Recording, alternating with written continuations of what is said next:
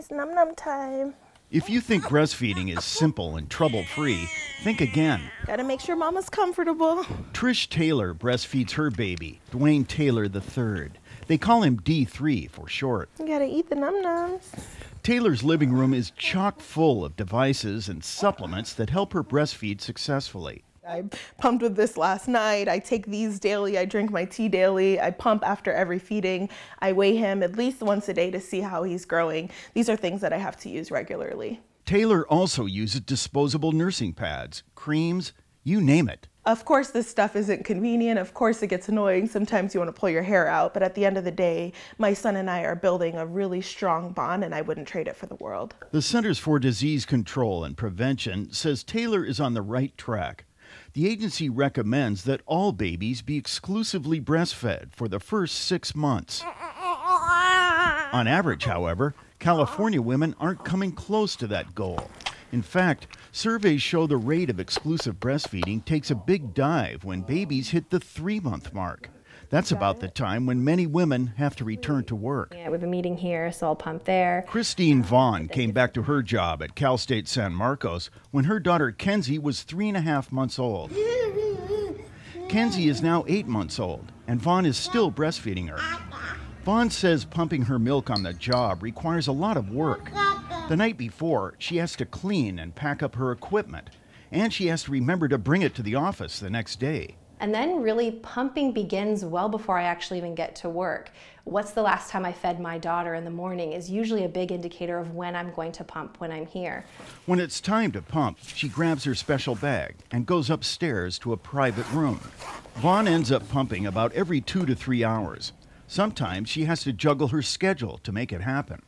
California law requires employers to provide lactating women a reasonable amount of break time to pump and a private space to do it in. It's tough enough for women to pump their breast milk at an office, but what about when they're traveling? Talk about a hassle. Fortunately, California law requires all major airports to have lactation rooms. This is our Terminal 2 lactation room for nursing mothers who would be traveling. Inside we have soft lighting as well as decor that's very gentle, calming and soothing, everything that a nursing mother would need when they are traveling. Spokeswoman Rebecca Bloomfield says there are 3 lactation rooms at San Diego International Airport.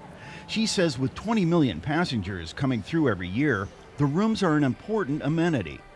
If it sounds like California is a paradise for working moms who nurse, keep this in mind. Employers can refuse to provide pumping breaks and a private space if they determine it would seriously disrupt their operations. Heart rate sounds good. I don't hear any murmurs. Dr. Nancy White is a neonatologist and co-founder of the San Diego County Breastfeeding Coalition. And the milk supply, how's that coming? It's awesome. She says by and large, it's the smaller employers that opt out. For example, it's very hard to replace somebody for a 20-minute or 30-minute break to pump if you're on an assembly line. And so, unfortunately, the very women and babies who can most benefit from human milk are the ones that don't tend to get it because it's too hard to work it into the system. And then there are people who are uncomfortable with women breastfeeding in public. A recent nationwide survey from the CDC found 13% of respondents were against the practice.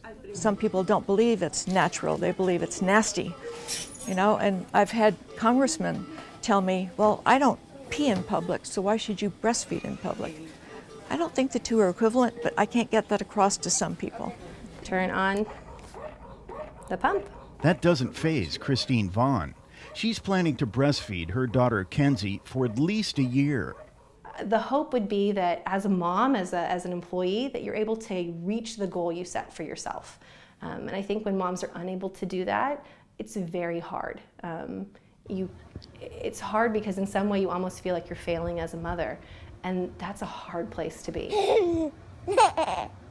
Kenny Goldberg, KPBS News.